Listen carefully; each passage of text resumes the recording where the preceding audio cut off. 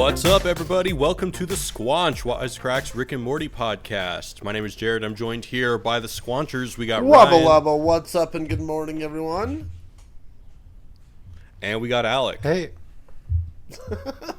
All right, and today we're breaking down Rick and Morty Season 4, Episode 6, Never Ricking Morty. As always, we're going to go around and see what people thought about this episode. Let's start with Alec. Alec, what'd you think about this episode? I'm not quite sure what to think of this episode, so I might revise. I'm being a coward. I might revise my score, but like a C minus? C? Mm-hmm. Okay, what is giving it the C-ness? I think, like, listen, obviously I like meta humor. I'm a fucking millennial, but it's just like meta for the sake of being meta and not really saying or do anything. And also, except for the best joke, which is cum gutters, it's not that funny. There's like a couple moments, but you know. Okay. All right. Ryan, what'd you think? I probably like it a little more than you, it sounds like, but I'm kind of there with you. I'm going to go B minus. Yeah, not too many. Like, I was definitely keeping track of how much I was laughing, and it was medium amount, not nothing. I love the what's it called? The Bechdel test scene. Bechdel. Bechdel, yeah, that scene cracked me up, and several other. They even comment on it in the episode, as lots of episodes do, obviously, where they're like, yeah, this is one of those overly written meta episodes, and that is part of the plot of the thing, and that is kind of a theme that they do, and it is that. It is fucking overly written, and and I've complained in the first half of this season that there was like a couple moments in some of the episodes where like literally I hit a wall in terms of how much I'm being able to follow it in real time. Yeah. And yeah, there was definitely the moment when it cuts to them, like the space cadets at a training seminar, and they're replaying what the scene we just did as what not to do. That was the moment where I was like, wait a minute, I've completely lost track of the timeline and what's happening in the reality of the show. I think I get it, maybe, and then a couple minutes later, it's like, okay, this is just the theme of this train they're on, and whatever. So I liked it. I liked it when I thought about it. It didn't like crack me up the whole time, kind of like some Rick and Morty episodes do, but B minus. Yeah, I felt similarly to Ryan. But that's like 6 minutes into the episode where you're already like, and I'm not saying you in particular because I was very much in the same boat where I was already like, whoa, what is going on? This is just frankly hard to follow. And when we say that something is stuffy and overwritten, which is their words, I mean, that's not exactly a flattering thing to say about anything. I mean, even if you recognize that something is overwritten, that doesn't take the overwrittenness out of it. It's still just like a slog to get through. And well, yeah, it's like the best versions of that are when you can tell it's overwritten, but you're getting the feels during it. It's emotionally satisfying throughout, but you're like, oh, I can tell that there's layers upon onion layers of this thing going on. But this is different, where it's like you feel the onion layers first, where you're just like, okay, I know lots of stuff's going on, and I know that it all works, because it's Dan Harmon and Justin Roiland, and it's very intricate, and they're not gonna fuck it up. But at the same time, I'm not emotionally following this. You know what it reminds me of? A South Park episode that I'm not crazy about. Is it Halloween Special, where Randy has his own special strain of weed that's like a stand-in for the show, and it's like, I'm just doing this for myself, and it's crazy and meta and over the top, and nobody likes it. But the joke is that nobody likes it, but it's bad because I don't like it. Yeah. I watched this episode 3 times because of this very thing that we're talking about, and I do think that there is something to glean from it, and I do think it's kind of an interesting episode. But yeah, I think that first comes confusion, then comes, all right, I'm going to study what this is about, and then comes some satisfaction, but the laughter gets very lost in that. I don't think I, to be honest, really laughed once because I was so frantic and just trying to keep up with what was going on. Anyway, what would I give it? I would give it a B. I mean, I still think it's a solid episode. It's still Rick and Morty.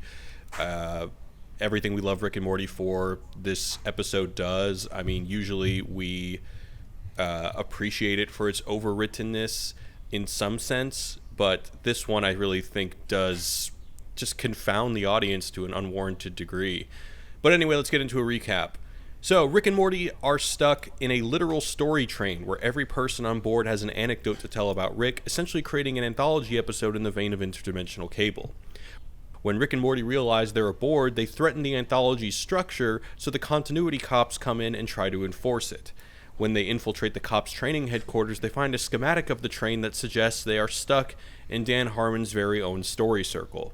In order to break the thematic seal, Morty has to tell a story completely unrelated to the show's themes. So on Rick's request, Morty tries his best to tell a story that passes the Bechdel test, which ends in Summer and Beth killing scorpions with their period and getting congratulated by Ruth Bader Ginsburg. Right as they're about to stop the train in the engine room, the Story Lord comes out and fights them and crashes them through the window over and over, which wakes Rick and Morty up to an alternate reality that puts their scenario in the train in a new context. Story Lord traps them and tries to tap them for all their potential in order to bypass the fifth wall and create something that has the widest appeal.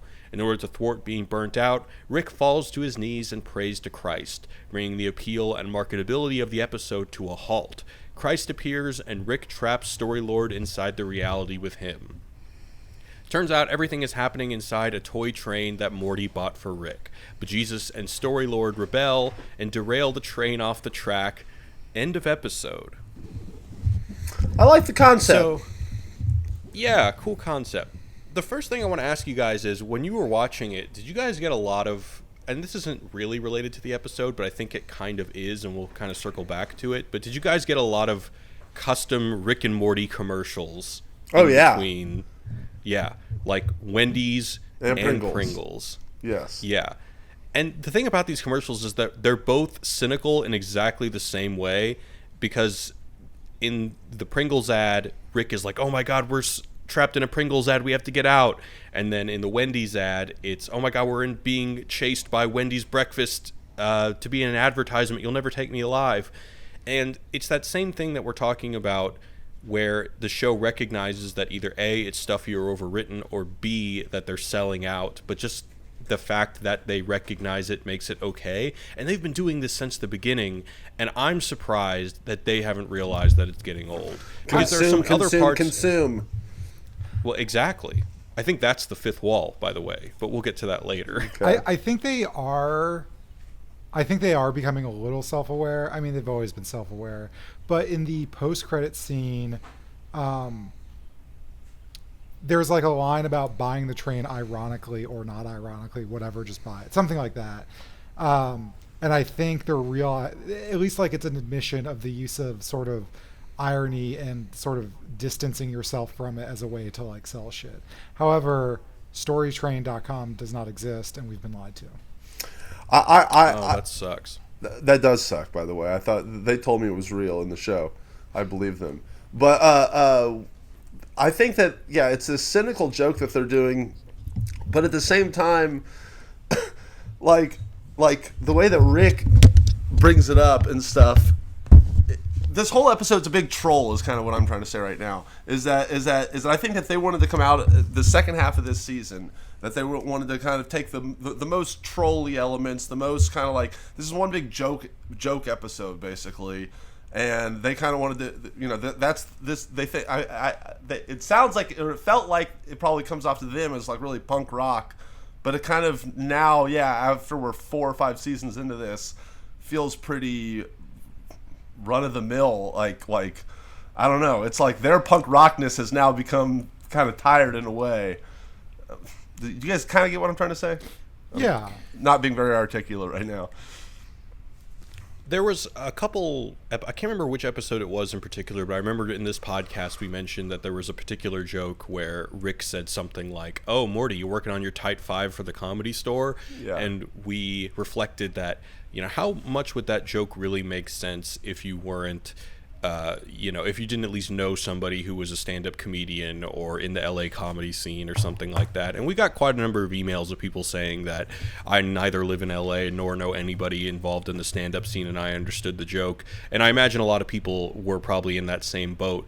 But in this one, the whole joke is about the fact that they are writers and they spend a lot of time writing this, and they're writing perfectionists. And again, you don't even really get the joke. Well, it's hard to even say what the joke is. All right, let's just start breaking this down element by element. So let's just start out talking about the story train, the literal literary device that is quite literally, metaphorically containing them. And Snowpiercer. Yeah, it did have the Snowpiercer vibe to it, in that every cart is kind of this different reality, and then they have to get to the front, to the engine room where the big boss lies. Right. There's one part when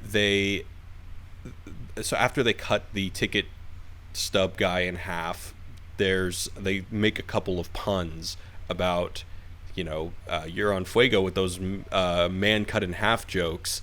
And then Morty says, see, that's good, clean fun. We don't need to overthink things. And yet the rest of the episode is just them overthinking the hell out of like how to best mirror the structure of the episode physically within the diegesis of the episode. And I don't know, I found it dizzying, to be honest. For sure. The second that he said that, like, hey, let's not overthink this, my brain immediately went to right when Rick entered this episode and he farts. I'm like, okay, maybe this is going to be a big commentary and they're going to bring it all back to fart jokes and how you shouldn't overthink it. They didn't really go that route, though.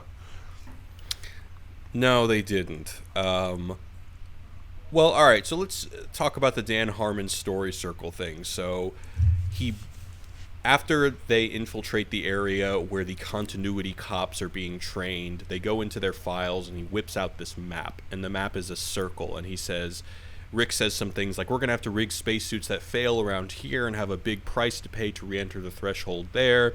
So re-entering the threshold, these are technical terms that Dan Harmon's story circle adheres to, and this is the first time that the show has just straight up shown you the map of where they're at. And then later in the episode it says, we have to cross the threshold. Rick says, we have to cross the threshold before the ticking clock on your suit reaches 0. Again, drawing attention to a ticking clock trope that makes it so crossing the threshold, again, you're able to increase the drama, increase the tension. So a ticking clock is a device that writers often use to achieve that. Again, all writing jokes. It's so funny how we're often torn between, on the one hand, we think of this show as like these really, really smart people thinking really, really hard about how to create the most thoughtful show possible, and on the other hand, it's just a bunch of guys just telling dick and fart and sci-fi jokes. Which is it? This one definitely seems to be evidence for the former, because the dick and fart jokes are really at a minimal, and all of this is basically just a big old writing joke. Yeah, that's what it is. Yeah. I mean, it is worth noting, though, that, the story circle, when they talk about making a sacrifice before you can cross the threshold, which, is in obviously lots of writing, the sacrifice, it plays out exactly like that, in that the sacrifice is that Rick has to put his oxygen tube into Morty to sort of help save him. And then once that happens, they're able to cross a literal threshold, which is a door, which in the story circle, it often isn't that. And that isn't also, I was trying to think of this in terms of, will paying attention to the parts of the story circle help inform some jokes? And I think there is a moment where, because when you cross the threshold, don't you cross it with some gained wisdom?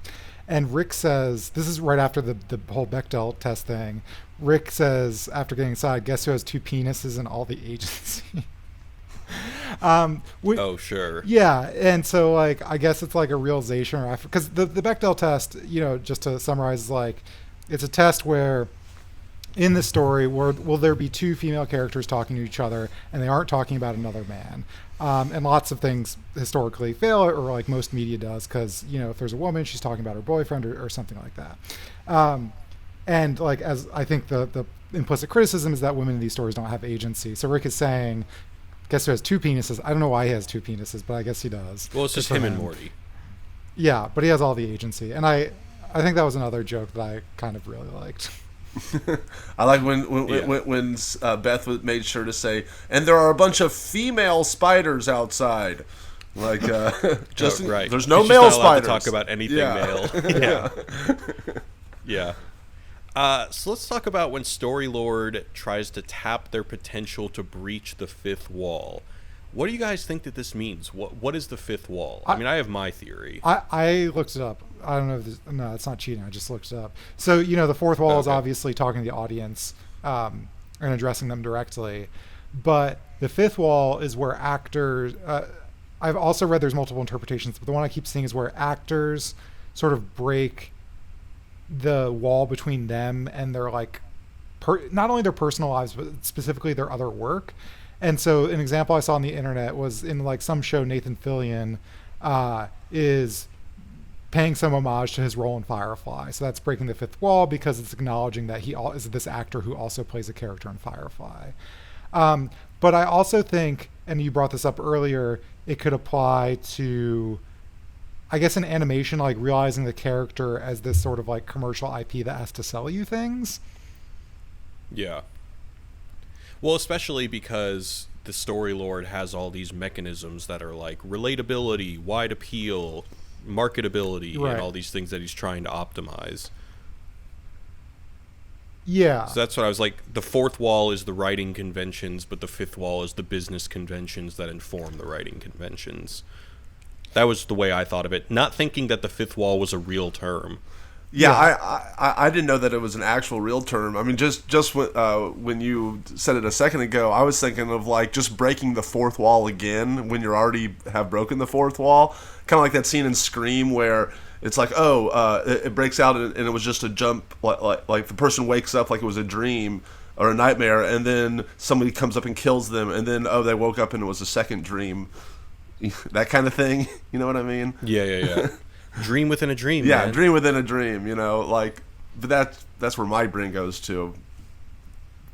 Yeah, I mean, I remember we did a short review on our Wisecast channel for Deadpool 2, and I was saying that because Deadpool is so meta, and you've come to expect him to be meta in all of his movies, it almost builds this artificial fifth wall, because then you just, the fourth wall being broken is just part of the structure of Deadpool, and so it builds this fifth wall that you then want to be broken, and the fifth wall would be him acknowledging that breaking the fourth wall is something that is inherent to his character. So I guess it's just, it's like Ryan said, it's just a dream within a dream. It's one step above that, one step beyond meta-wise.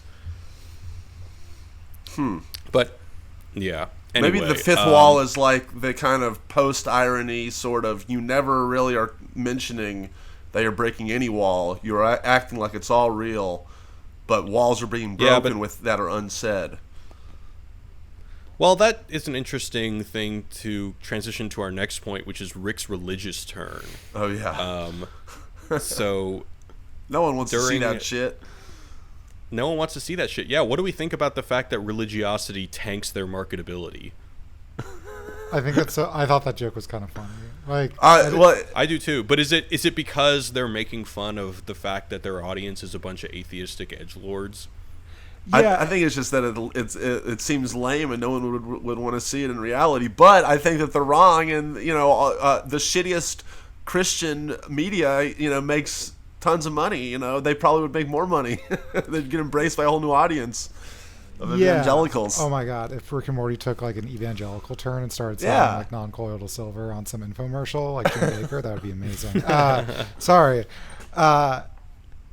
It's so you were thinking about the marketability appeal as sort of like their ability to sell stuff, and I don't think that's wrong, but I was thinking more of like the process of just writing stories in general. And so, right, like when he turns up, I think I think it's the Broad Appeal or something like that. That's when they get Tammy fighting Summer, Rick fighting Phoenix Person, and Snowball. Like that's what kind of like the whole audience wants. So there is like obviously the pressure of the audience when you're a writer.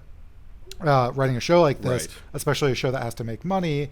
And like I did kind of appreciate that element because, you know, they're probably conflicted about that and people just want to see fucking evil Morty. And I mean, I want to see that shit too. I'm not blaming them, but they also have to remain surprising and subvert expectations and all that stuff. And, you know, the one true way to subvert expectations is to take a Christian turn. But yeah, I think in terms of writing, though, it would tank their audience.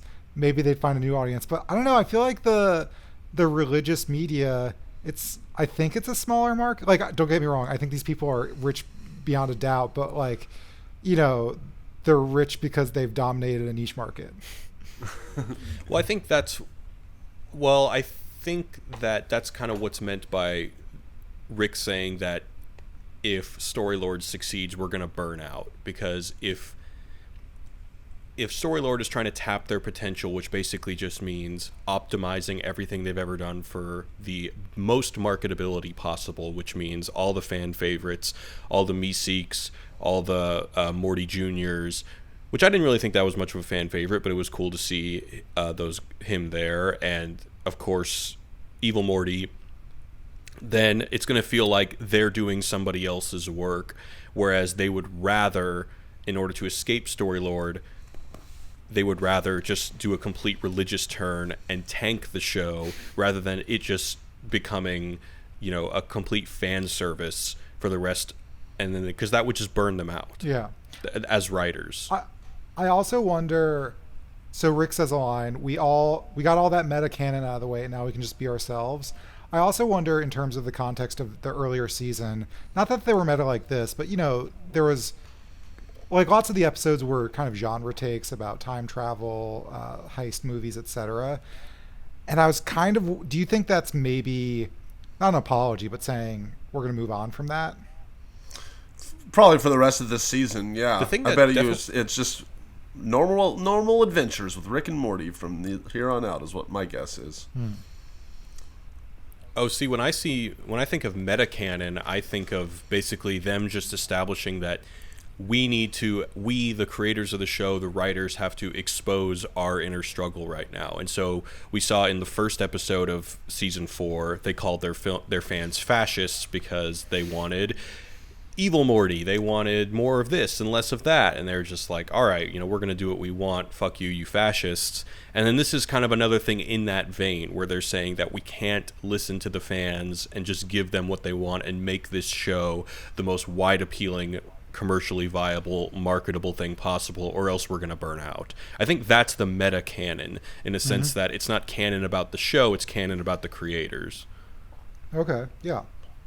But I mean, what I'm saying though is what I took about it is that for the remaining episodes of this half mini season, do you think they're going to continue on that kind of theme? You know, it seemed like they were trying to be like, all right, we're going to do this one big episode out of the gate about the show in quotes, and now we're going to kind of not do that. Is what I took out of that line, at least.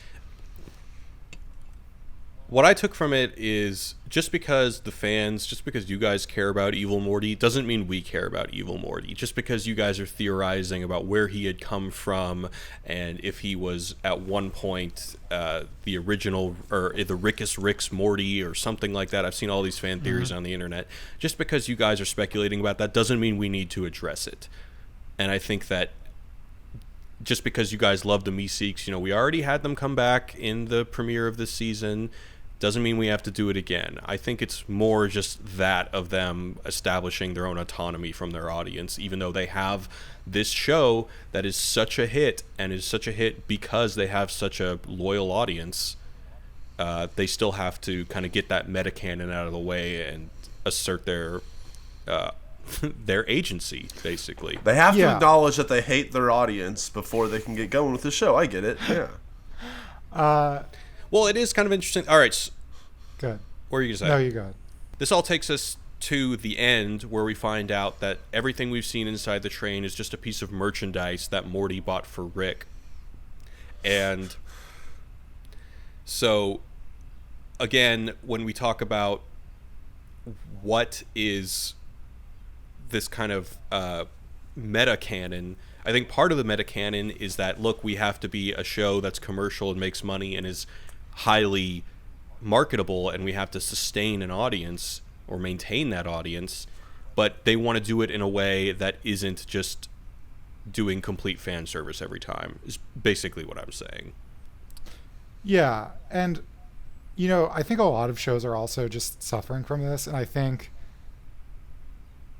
I wonder if it's around season 4 or 5 where shows can really just drag on and become shitty, or keep getting good, and you know, some shows continue to innovate.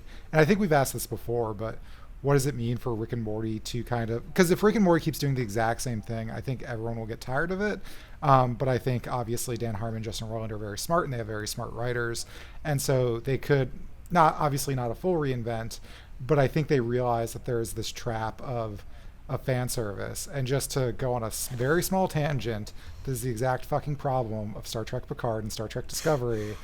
And two Star Treks, they're just so like busy jerking off, like, oh my god, it's this old character we meet, like, isn't this so cool? And I think that's the real danger of like having Mr. Meeseeks. It's just like a circle jerk of like, we get it, we've seen Mr. Meeseeks before. But to Star Trek Discovery's credit, they did a thing, not going to spoil anything, where they're basically saying, fuck you, we don't have to pay attention to any of the other shit that happened in Star Trek now ever again. Maybe not ever again. See, I would go on the fifth wall theme of what you just said, Alec, and that is that I think that if they keep talking about how they don't have to do fan service too much, then that's going to get old in itself. Because literally, it's like they had several episodes and lines and whatever where they're just like, oh, you know, we're going to do our own thing. It's like, all right, we get it, you fucking cartoon, then do it. You know, like, fucking thing. Yeah, because at this point in the show, the quote unquote toxic fan base of Rick and Morty is like a myth in itself. It's like literally I'll meet some people and I'll be like, oh man, you know, like we'll talk about like Rick and Morty will come up and they'll literally, so people will say this exact thing. They haven't seen the show. They go, oh yeah, I haven't seen the show, but I just don't know if I want to get into it. The fans seem so lame, and it's like, all right, I've heard that before, you know, but that is in itself has become a cliche to the show, you know. For it you know, it's like Bernie Sanders or something. It's like, oh, like, yeah, I've read a little bit about his policies, but his fans, oh my god, it's like, dude, you know anything about, you know, these people? Like, you just heard stuff that you've read, you know, whatever. Like, I think that has become its own thing, and the show is trying its best to deal with that in a weird way, because I think that they're a little embarrassed. But at the same time, it's like, in reality, they don't need entire episodes about that, which to me, that this is kind of what that is in a weird way. But it's like they can either just acknowledge it and move on. They just need to get back to the nuts and bolts, which, you know, I'm not saying just give me the hits, give me the fan. You know, please evolve. But it doesn't have to be about your evolution. But I guess that is a show. They're meta. I don't know. I don't mean to complain about what I love, but I think that they're just going too hard on this. No, yeah. Totally. I think that they are embarrassed. I think they are worried that the fandom is going to kind of tank the show, which is why I thought that I wish they actually were a little more. It's the only thing that we get that kind of hedges against the notion that their fans would hate the show if Rick became religious was when Morty says some people are into that stuff. I don't know, it kind of seems like a cheap shot. I almost wish they did a little bit more of that, because I do think that the idea that all Rick and Morty fans are these atheistic edgelords is also something that hurts the show. And so I wish they had almost gone a little bit more into that direction of, you know, kind of asserting the viability of religious thinking. And to an extent, I guess they kind of do at the end, where I don't know what happens when Christ starts making the train bleed everywhere and then it derails off the tracks. Did you guys get anything from that? He's gonna do what he always does, get the fuck out of here. I don't know what did he say, like, let my eyes be, there was some quote that I couldn't understand and I listened to it several times. Something about blood and eyes being everywhere. No, I think it was just like a wonky thing where Christ has this like does a miracle, but the miracle just derails this toy train. I thought it was funny. Yeah, no, it's funny, but I didn't know if there was some other, I don't know, asserting the power of Christ or something like that, but that's probably overthinking it. You know, in a recent video, we quoted Dan Harmon about his philosophy of television. This was on our Bojack and the Good Place video, and I feel like it's only appropriate for the most meta of episodes that deconstructs their own storytelling conventions to end cynically on a note just about commercialism, because Dan Harmon's philosophy of television is that it all boils down to commercialism. I'll read the quote again. He said, "TV isn't selling revolution. It's selling a hygienic, relatable substitution for your own filthy, unmarketable humanity." Excuse me. "The trick that television plays is that it swaps out any meaningful and therefore potentially television subverting truth with the basic eternal truth that change is unnecessary." And I think that in an episode that deconstructs their own storytelling, and for a show that's as cynical as it is, it's only appropriate that all of this amounts to just buy merchandise, look straight into the eyes of capitalism, and say, "Yes, Dad," I know, whatever he says. I mean, I know it's just pandering, but the quote is, "You just looked straight into the bleeding jaws of capitalism and said, 'Yes, Daddy, please.'" Yeah. And that's what they're doing, and that's what they have to do, and they are celebrating, or not celebrating that, but I guess just getting all the meta canon out of the way. It's like, look, we're going to do these Pringles and Wendy's commercials. Look, we're going to do our own thing. Just because you care about things doesn't mean we need to. By the way, Pringles, deal with it. Sponsor this podcast. We'll do some weird shit. Yeah. We'll do weird shit too. All right. Anything else you guys want to talk about before we go to the mailbag? I just want to give a shout out to Floaty Bloody Man. He is the real savior, and I think that's it. Yeah. That was do you guys have a favorite vignette from this? I guess we haven't even talked about the fact that this is their interdimensional cable episode for this season, which is pretty wild. The two vignettes I like, I mean, I like that vignette. It's very dark. And also the whole Bechdel test thing was really good. Yeah, that was my favorite for sure. I bet, yeah. Yeah, I think I was just gonna say I picked the same two. Oh, no, the go one ahead. The guy at the arcade and that one. Yeah, totally.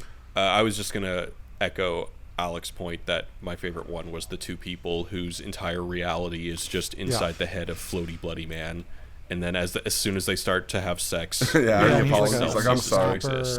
And also, sorry, this is just a small thing. In the room of all Rick Sanchez's exes, one of them is literally Yoda. Or it's a Yoda-like race creature. Or species that Yoda is. Yeah. Maybe it's Baby Yoda, grown up. Yeah. Maybe a Baby Yoda all grown up. It's possible. It's also for a show that purportedly takes so long to make. I was pretty surprised that they got a line in about the virus at the end.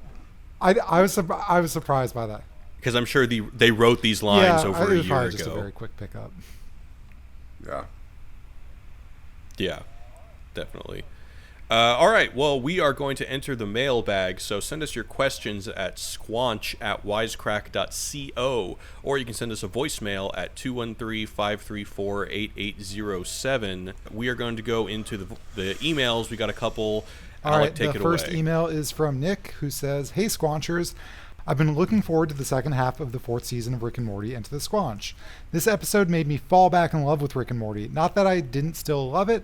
I think that getting caught in various webs of internet pasta has affected the way that I watch the show. Not that that's inherently bad. Engaging media critically is good and why I'm here, but I think that it's too easy to analyze something to the point where the enjoyment that we experienced in the first place gets lost. Rick and Morty made it clear that they do not give a fuck about canon, narrative circles, or feminist literary devices in regards to the writing, but just want to enjoy the show. I've heard the good news and I'm looking forward to being saved many more times by Jesus Christ with cum gutters on the Rick and Morty story train. Thanks for contributing to the fun. Many smooches, Nick." Maybe this is the real genius of the episode. Thank you, Nick. We just need a different perspective of what I'm getting out of this email, this is an interpretive leap, is that the episode sucks to prove why getting lost in Reddit fan theories about about Rick and Morty sucks. and I'd say that's the wrong lesson that I hope they don't take away from this episode. Right, and I would just echo what Ryan was saying earlier. Then, we don't really need a crappy episode to do that. Yeah. Just do it. Just give us something new. Just do what you want. All right. Yeah. Thank you for the email, Nick. Praise Jesus Christ. I think we got one more. Now from the other perspective, this email from Zonomir. I'm sorry if I mispronounced that. I tried to look it up, but Google's hard. Hey, wisest of cracks. I like the new episode, but I also have some concerns. While the episode was a fun take on how the creators, Dan probably more than Justin, are dealing with consumerism and the whole social spectacle around the show, especially the numerous Reddit theory threads and those awful YouTubers who have exclusive content news trailers and it's just 8 minutes video discussing one silly still shot of the show. On the other hand, do they know what their story is? Using the show as a vendetta or therapy is fine, but if every season has an episode or two that's fueled by it, are you on the slow descent into making something that is, with each new season, turning more and more into me against the world?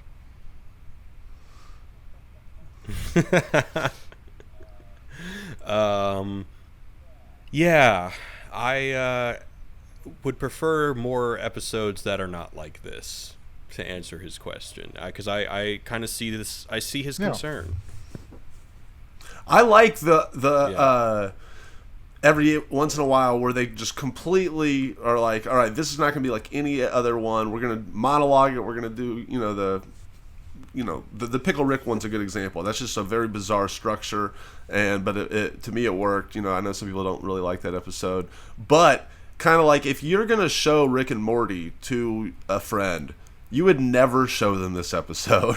No. This is this is deep into when you would, inside baseball Rick and Morty episode that you'd show them at the end once they've kind of already got it. And if every episode is like that, which hopefully it's not going to be, then what are we doing? I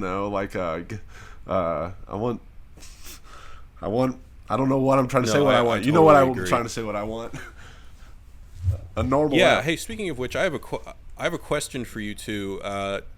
People have been telling me that some fans don't really like the first half of this season. Do you guys know why? Why? No, I've seen that in some comments. I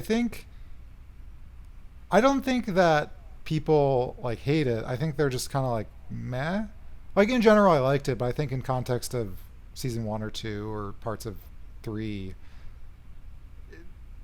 Yeah, I don't think it stands as highly as some of the other seasons, but I think it's just kind of, I don't know, I think, and I have all the sympathy in the world, but got to keep the show fresh. That's really hard, but while appealing to the core audience, it's just an impossible gamble. And so when this not that the season was stale, that first half of the season was stale, but it certainly, it loses some of the newness. It loses some of that kind of magic of the earlier seasons. I think it's that, but it kind of goes to what I was just talking about in the sense that the beginning of this season, you kind of have to already know a lot about the first 3 seasons to really get some of the jokes. Not that it's totally dependent on it, but those first two seasons are literally you can show some of those episodes to anybody and it plays like one of the best Simpsons episodes or something, where it's just it's you don't have to have anything before, no backstory. You just get it from the beginning that this is a mad scientist and a kid going on an adventure, and it's fucking hilarious, and end of story. Undeniably hilarious, right? And I feel like in the newer episodes, they're either so dense for their own good, which I like, which Rick and Morty fans like, but it's it doesn't really play well to it. It's not as accessible to a just random person who you're going to show this episode to, which I think the first 2 episodes do really well, or first 2 seasons do. We also had a comment in the live chat, which I think gets to it, is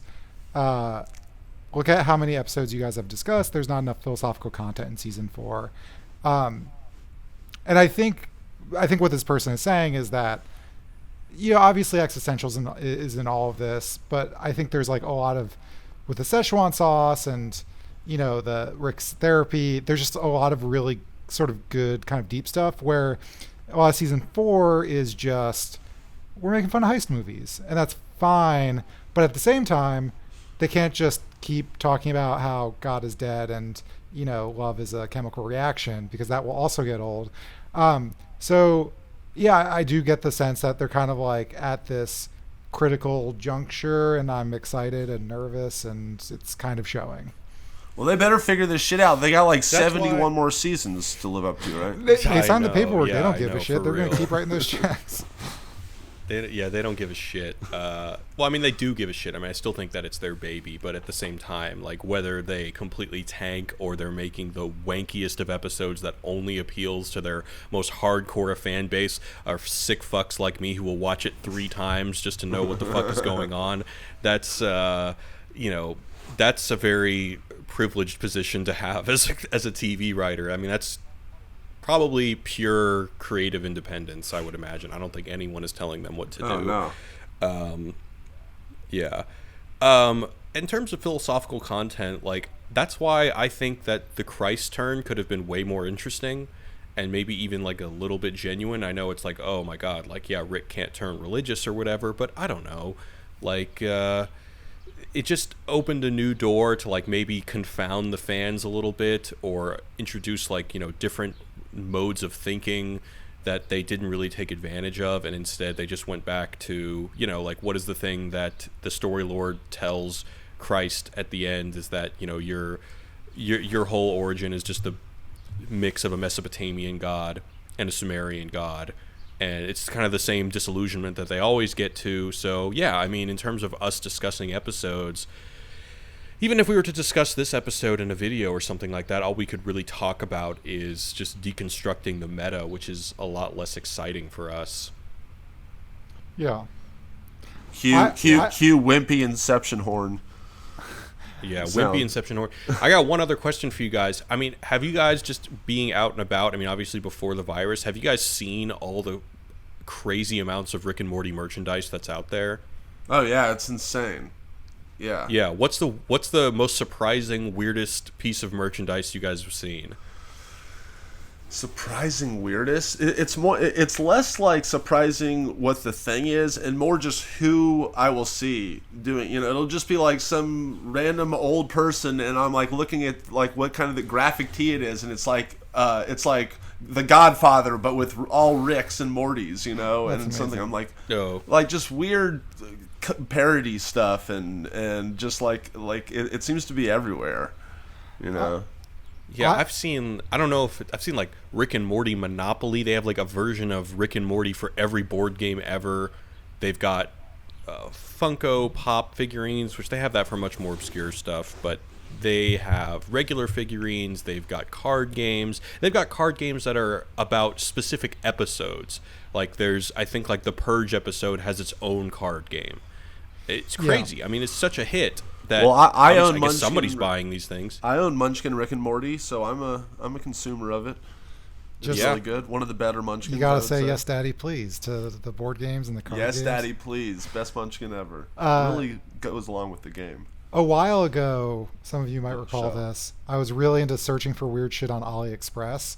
And of course, I typed in Rick and Morty, and there's like Pickle Rick pipes. And I've also, I think, when I was in LA, I saw like a really, it was like Morty in sort of like a holy robe kind of thing, but it was just a giant bong, and it was awesome. Yeah, and that's not even to say that some of the merchandise that I'm talking about is stuff that Dan and Justin are probably getting paid for, but on top of that, like all those T-shirts and stuff, those are all bootleg, being made illegally. Exactly. I was in New Mexico where my parents live over Thanksgiving, and I went to some sort of trade show, and it was all this original glass, which is mostly just tchotchkes, and the only thing that they had that was IP related is somebody made glass figurines of Rick and Morty, presumably just because they know it's so popular that it would sell, and of course Dan and Justin aren't making any money from that, but still it just goes to show that the popularity of the show has been commercialized everywhere. Yeah. You know, I hadn't really thought about it, but in terms of just the practicality of bootlegging this show, it's probably way easier than, say, like Cars or something, where it's like you got these CGI, highly rendered CGI cars, whereas just anybody could really draw and ape a Rick and Morty cartoon onto anything, because it's just it's shittily drawn, you know, and not that many colors. And plus, no matter what you draw, no matter how bizarre it is, whether it's The Godfather or Rick and Morty as apes or whatever, it's all going to make sense within the canon of the show, because the whole point of the show is that there are infinite universes, and any universe you can imagine exists. Yeah. Anyway, all right, I think we're going to wrap it up for today. So send us an email at squanch@wisecrack.co, or send us a voicemail at 213-534-8807 or 21-ELF-HUT-07. Before we go, where can we find you on the internet? Let's start with Alec. I'm on the Twitter at wisecrackalec. That's it. That's the only place.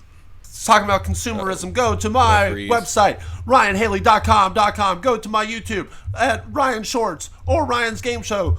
Notification, ring the bell, consume. Specifically, watch the video that got Ryan kicked off of PlayStation Network. Yeah, watch my How to Draw Big Bird Sesame Street Tilt Brush tutorial. Only if you are above the age of 18. Yeah, only if you're 18 and up. See you next week, everyone. Bye.